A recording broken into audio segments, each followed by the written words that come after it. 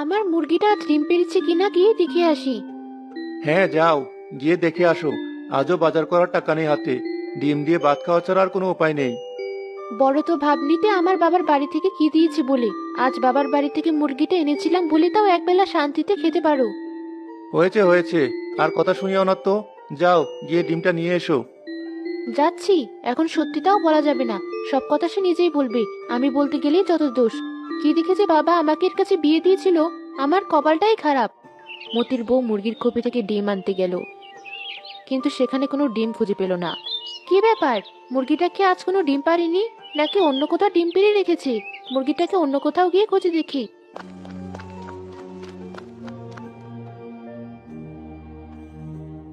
কি হলো? আমার বউ হঠাৎ চিৎকার দিল কেন এত জোরে? ডিম নিতে গিয়ে মুরগির ঠুকে খেলো নাকি? আমার মুরগি, আমার মুরগিটার এমন অবস্থা কিভাবে হতে দিলে উপরওয়ালা? কি হয়েছে তোমার? এভাবে চিৎকার দিলে কেন? ডিমটা ভেঙে ফেলেছো? একটা কাজও ঠিক মতো হয় না তোমাকে দিয়ে। তুমি একটু চুপ করবে? সামনে তাকিয়ে দেখো কি হয়েছে। এ কি? এটা আমাদের মুরগির রানী না? হ্যাঁ, শিয়াল এসে আমাদের মুরগিকে ধরে নিয়ে যেতে ধরেছিল। আমার চিৎকার শুনে রানীকে ফেলে রেখে চলে গেছে। কিন্তু রানী তো মরে গেছে, এখন কি হবে? কি আর হবে? আগে প্রতিদিন তাও একটা করে ডিম খেতে পারতাম, এখন সেটাও বাদ দিতে হবে। যাও, মুরগিটাকে নিয়ে এসে রাধা শুরু করো। ওটাকেই 2-3 দিন চলাতে হবে। তারপর দেখে অন্য কোনো উপায় খুঁজে বের করা যায় কিনা। কেমন নির্দয় এক স্বামী জুটেছিল কপালে। মনে দয়া মায়া বলতে কিছু নেই।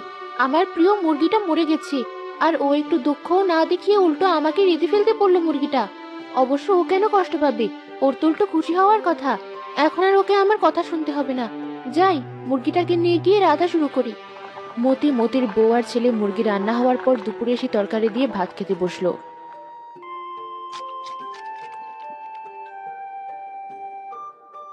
মা, তরকারিটা খুব মজা হয়েছে, কিন্তু তুমি মাংস কোথায় পেলে? আজ কতদিন পর মাংস দিয়ে ভাত খাচ্ছি আমরা। পাপা বুঝি আজ অনেক টাকা পেয়েছে, আর ওই টাকা দিয়ে মুরগি কিনে এনেছে। আজকে দিনটা অনেক ভালো মা। ভালো নাকি ছাই, আমাদের যে একটা ডিম পাড়া মুরগি ছিল ওটাই আজ রেঁধে ফেলেছি। তার মানে আমি এখন রানীর মাংস দিয়ে ভাত খাচ্ছি? তুমি এই কাজ কেন করলে মা? ওর ডিম দিয়ে ভাত খেয়ে তো আমরা ভালো ছিলাম, কিন্তু তুমি ওকেই মেরে ফেললে। আরে, তোর মা ইচ্ছে করে মারেনি তোর রানীকে। একটা শিয়াল এসে আমাদের রানীকে মেরে ফেলেছে। তাও ভাগ্যিস তোর মা সময় মতো দেখে ফেলেছে, নয়তো শিয়াল রানীকে খেয়ে ফেলতো। আর আজ রানীর মাংস দিয়েও ভাত খেতে পারতি না তুই। রানী, তুই আমাদের ক্ষমা করে দিস। সারা জীবন তুই আমাদের জন্য কষ্ট করে ডিম পেড়ে গেলি, শেষমেশ তোকে একটা শিয়ালের হাতে মরতে হলো। এখন উপায় না পেয়ে আমাদেরকে আবার তোরই মাংস খেতে হচ্ছে। আমার সত্যিই খুব খারাপ লাগছে। মুরগি তো এটা সে কখনই মরে গেছে। তুই কার প্রতি দরদ দেখাচ্ছিস এত? আর বেঁচে থাকলেও তো ওই মুরগি বুঝতো না তোর কথা। যত সব ঢং। তুমি চুপ করো। তুমি কি বুঝবে পোষা প্রাণীর প্রতি ভালোবাসা? পারো তো শুধু বসে বসে নিজের পেট ভরতে। কৃতজ্ঞতা বলতে কিছু নেই। তা তোমাদের এত কৃতজ্ঞতা থাকলে রানীকে খাচ্ছ কেন? ওকে মাটিতে পুঁতে ফেললেই পারতে। তা কেন করব? রানীকে তো খাওয়ার জন্যই পেলেছি এতদিন। ওর ডিম খেয়েছি, এখন যদি ওকে না খায় ও কষ্ট পাবে, তাই খাচ্ছি। হে বাবা, রানী কত সুস্বাদু ছিল খেতে, আমরা ওকে খেয়ে এটাই বোঝাচ্ছি। তোদের বোঝ তোরা নিয়ে থাক, আমি ওসব পাগলামি চক্করে পড়বো না। আমি বাইরে গিয়ে দেখি মন্ডল সাহেবের বাড়িতে কোনো কাজ আছে কিনা। হ্যাঁ, যাও, বিদেয় হও এবার। মা, রানীর কলিজাটা দাও। এ নে, কলিজাটা তোর জন্যই রেখে দিয়েছিলাম। মতি মন্ডল বাড়ি গেল কাজের উদ্দেশ্যে। মন্ডল সাহেব তাকে মুরগির খুপি পরিষ্কার আর মুরগির খাবার দেওয়ার কাজ দিলেন।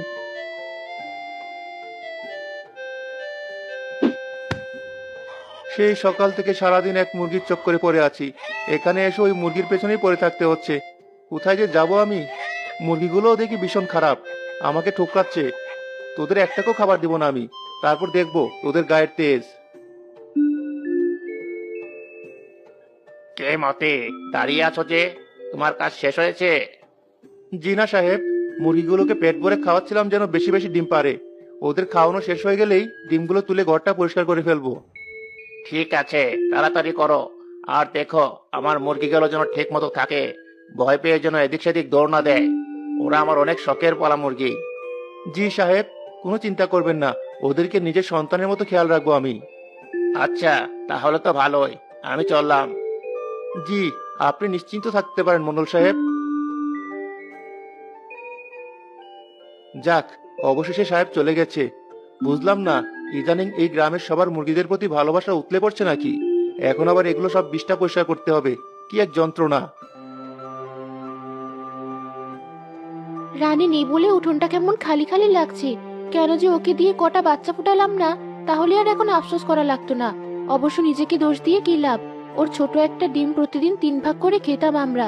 ডিম বাঁচলে তো বাচ্চা ফুটবো, কটা মুরগি কেনার সামর্থ্য তো হবে না।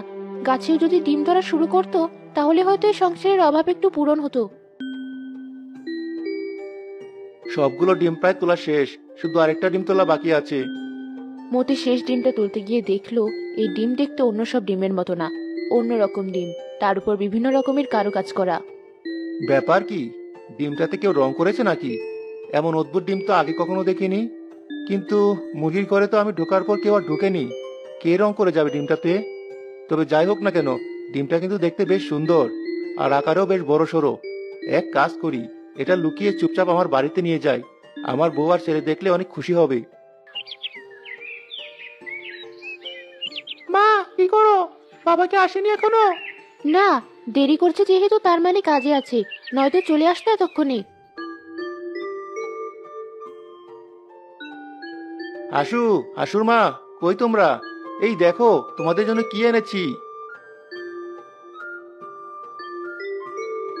কি এনেছো? আমার জন্য নতুন শাড়ি? আমার জন্য কি নতুন খেলনা এনেছো বাবা? না না, ওসব কিছু না। অত টাকা কোথায় পাবো? সামান্য যে কটা টাকা পেয়েছিলাম, তা দিয়ে কিছু বাজার আর একটা সুন্দর ডিম এনেছি। এই দেখো, রানীর জন্য তো তোমরা অনেক মন খারাপ করেছিলে। এই ডিমটা দিয়ে চাইলে আরেকটা রানীর মতো মুরগি পালতে পারো, নয়তো খেয়েও ফেলতে পারো, তোমাদের ইচ্ছা। কত আশা করেছিলাম এতদিন পর হয়তো ভালো কিছু পাবো, তার বদলে কি এক ডিম নিয়ে এসে হইচই মাতিয়েছো। কই দেখি তো কেমন ডিম। আসলে ডিমটা বেশ অদ্ভুত, এমন ডিম বাপের জন্মে আগে কখনো দেখিনি। মা, ডিম ফুটে বাচ্চা বের হতে তো অনেকদিন লাগবে। এর চেয়ে ডিমটা এখনই ভেজে ফেলো না। খেয়ে দেখি এই ডিমটা দেখতে যেমন সুন্দর, খেতেও তেমন মজার কিনা। ঠিক আছে, তুই যখন বলছিস ডিমটা ভেজেই ফেলি। হাসুর মা ডিমটা ভাজার জন্য ভাঙার চেষ্টা করলো, কিন্তু অনেকক্ষণ চেষ্টা করার পরও ডিমটা ভাঙতে পারলো না। কি বাজে একটা ডিম নিয়ে এসেছো, ডিমটা তো ভাঙাই যাচ্ছে না। এটা কি আসলেই ডিম নাকি অন্য কিছু দিয়ে বানানো? আমার তো মনে হয় বাবা টাকা দিয়ে নকল ডিম কিনে নিয়ে এসেছে, নয়তো মুরগির ডিম কি কখনো এত রঙিন আর বড় হয়? আরে, তোমরা ভুল বুঝছো। টাকা দিয়ে কিনিনি আমি এই ডিম, যেখানে কাজ করছিলাম ওখান থেকে দিয়েছে। তোমাকে বোকা পেয়ে একটা নকল ডিম হাতে ধরিয়ে দিয়েছি। কি হবে এই অকাজের ডিম দিয়ে? ফেলে দিই এটা। শুধু শুধু এই ডিমের পিছনে সময় নষ্ট করে কোনো লাভ হলো না। ভাগ্যিস ডিমটা বাচ্চা ফুটানোর জন্য দেইনি। আরে মা, করলে কি? কত সুন্দর ডিমটা এভাবে ঢিল মেরে ফেলে দিলে। ঘরে সাজিয়েও তো রাখতে পারতাম। ঘরে আসবাবপত্র কিছু নেই, আবার নাকি ডিম সাজিয়ে রাখার সব। যা দেখ ডিমটা কোথায় গিয়ে পড়লো, আবার নিয়ে আয়। আচ্ছা মা, আমি গিয়ে খুঁজে দেখি। এই নাও, ডিম তো আর খাওয়া হলো না। বাকি বাজারগুলো নিয়ে রাধা শুরু করো। মা, বাবা, তোমরা এদিকে আসো, দেখে যাও। কি হলো আবার? দেখো মা, তুমি ডিমটা ছুঁড়ে মারার পর ডিমটা ভেঙে গেছে। ও মা, এটা দেখি সত্যিকারের ডিম ছিল। তুমি ভালো মতো ডিমটা ভাঙার চেষ্টা না করে ফেলে দিয়েছো, আর খামোকা আমাকে বকছিলে। শুধু শুধু ডিমটা নষ্ট করলে। আরে আমি কি জানি ডিমটা অমন হবে? এত শক্ত ছিল যে ডিমটা ভাঙছিল না কোনোভাবেই। তোমরা তো দেখলেই। যাক ভালোই হয়েছে, কিসের না কিসের ডিম ছিল ওটা কে জানে, খেয়ে পেট খারাপ হতো আবার। হাসু, তুই মন খারাপ করিস না, আরেকটা ডিম পেলে তোকে ওভাবে রং করে দেব। আচ্ছা মা, চলো এবার ঘরে। আজ বাড়িতে যা আছে তা দিয়ে খেয়ে উঠি।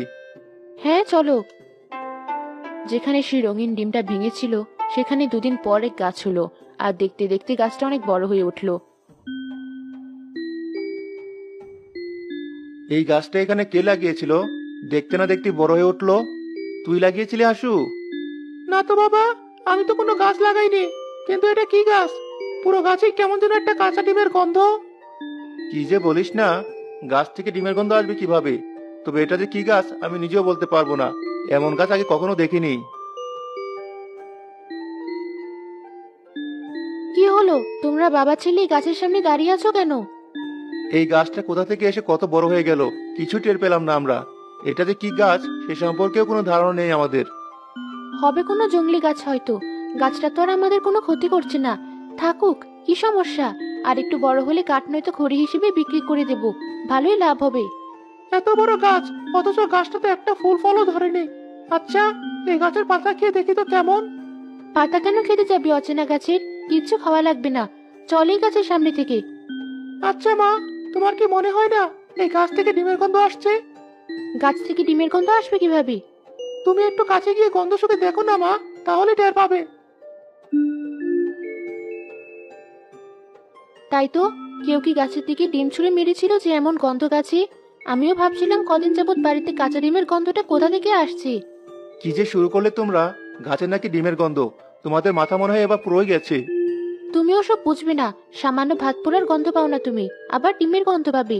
তোমার আনা রঙের ডিমটা তো আমি ঠিক এখানেই ভেঙেছিলাম, ওখান থেকেই গাছটা হয়নি তো। মা, এবার তুমিও বেশি বলে ফেললে। ডিম থেকে গাছ হবে কিভাবে? ডিম তো ডিমই। হয়েছে হয়েছে, আমাকে আর শেখাতে হবে না। ডিমটা দেখতে একটু অদ্ভুত ছিল, তাই বলছিলাম আর কি। তোদেরকেও আর খামোখাই গাছ নিয়ে গবেষণা করতে হবে না, বাড়ি চল। কদিন পর গাছটা আরো বড় হয়ে গেল। গাছে সেই ভেঙে যাওয়া ডিমটার মতো আরো অনেক রং বেরঙের ডিম ধরা শুরু করলো। দেখেছো, আমি যা বলেছিলাম তোমাদের ঠিক তাই হয়েছে। ওই রঙিন ডিমটা থেকেই ডিমের কাজটা হয়েছে। তাই এই গাছটা থেকে এমন ডিমের গন্ধ পাচ্ছিলাম আমি আর হাসু। হ্যাঁ হ্যাঁ, বুঝলাম। কিন্তু এবার এই ডিমের গাছ দিয়ে কি করব আমরা? আর ওই ডিমগুলোরই বা কি হবে? এত শক্ত শক্ত ডিম তো খাওয়াও যাবে না। যাবে যাবে, মা তো এর আগের বার ডিল দিয়ে ডিমটা ভেঙেছিল। এবার আমরা চেষ্টা করব অন্যভাবে ডিমটা ভাঙার, তারপর খেয়ে দেখবো কেমন লাগে। যদি ডিমগুলো খাওয়া যায় তাহলে তো আর আমাদের কোনো চিন্তা থাকবে না, নিজেরাও খেতে পারবো, আবার বিক্রিও করতে পারবো। বুদ্ধি তো ভালোই, কিন্তু ডিমটা খাওয়ার পর তোর যদি কোনো ক্ষতি হয়ে যায় তখন কি করব আমি? আচ্ছা হাসুর মা, তুমি চিন্তা করো না। আমি সবার আগে খাবো ডিমটা, তারপর যদি সব ঠিক থাকে তোমরাও খাবে। হ্যাঁ, এটা করাই যায়। যা হাসু, গাছ থেকে 3টা ডিম পেড়ে নিয়ে আয়, সাবধানে যাস। হাসু 3টা ডিম পেড়ে আনার পর সবাই মিলে অনেক কৌশলে ডিমগুলো ভাঙলো। তারপর হাসুর মা ডিমগুলো ভাজলো। ডিমের যে সুন্দর সুগন্ধ বের হয়েছে, না জানি খেতে কত মজার হবে। আমার তো আর তর হয়েছে না মা। দাঁড়া, তোর বাবা আগে ডিমটা খেয়ে দেখুক, তারপর আমরা। আচ্ছা, আমি ডিমটা খেয়ে দেখছি, তোমরা আমার জন্য প্রার্থনা করো। বাবা, কেমন লাগছে ডিমটা? তুমি ঠিক আছো তো ডিমটা খাওয়ার পর? চুপ হয়ে গেলে কেন? মুখ বা পেট ব্যথা করছে নাকি? ডাক্তার ডেকে আনবো? না না, ডিম যে এত মজার হতে পারে আগে জানা ছিল না। এর স্বাদের কারণে স্তব্ধ হয়ে গিয়েছিলাম কিছুক্ষণের জন্য। খাও, তোমরাও ডিমটা খাওয়া শুরু করো এখন। 3জন মিলে গবাগব করে ডিম দিয়ে ভাত খাওয়া শুরু করলো। অনেকদিন পর তৃপ্তি নিয়ে পেট ভরে ভাত খেলো তারা। এমন স্বাদের ডিম থালায় থাকলে আর কোনো তরকারিরই দরকার পড়বে না। উপরওয়ালা এতদিনে আমাদের দিকে মুখ তুলে তাকিয়েছেন, আর আমাদের ডিমের জন্য আফসোস করতে হবে না। এই মজার ডিমগুলো ভালো দামে বিক্রি করতে পারবো আমরা। গাছে যদি প্রতিদিন এতগুলো করে ডিম ধরে তাহলে কেউ আমাদের বড়লোক হওয়া থেকে আটকাতে পারবে না। সত্যি আমরা ডিম বিক্রি করে বড়লোক হতে পারবো? কেন পারবো না? আমাদের গাছে ডিম দেখতেও যেমন সুন্দর, খেতেও তেমনি মজার। ওগুলো বিক্রি করে তোর খেলনা, শাড়ি, ঘরের আসবাবপত্র সব কেনা যাবে। আর 2 বেলা ভাতের কথা চিন্তা করতে হবে না। আমার স্বপ্ন এতদিনে আসলেই পূরণ হবে তাহলে? আমাদের সবার স্বপ্নই পূরণ হবে। কাল থেকে আমি এই রঙিন ডিমগুলো বিক্রি করা শুরু করব। মতি আর হাসু কটা রঙিন ডিম ঝুড়িতে নিয়ে আর পাশে এক থালায় রঙিন ডিমের ভাজি নিয়ে বসে পড়লো।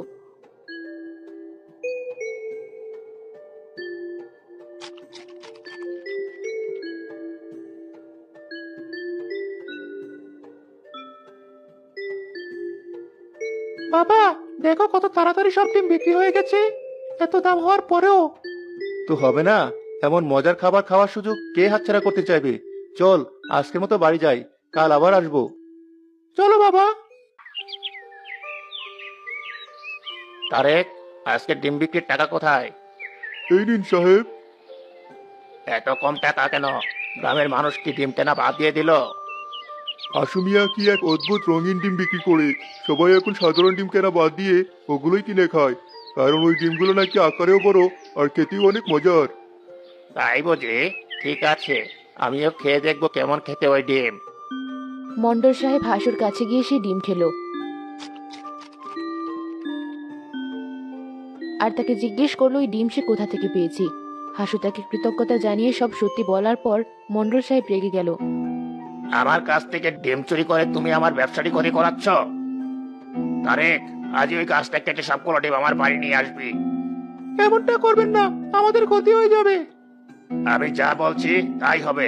তারেক, তুই এখনই যা। তারেক গাছ কেটে সবগুলো ডিম নিয়ে চলে এলো।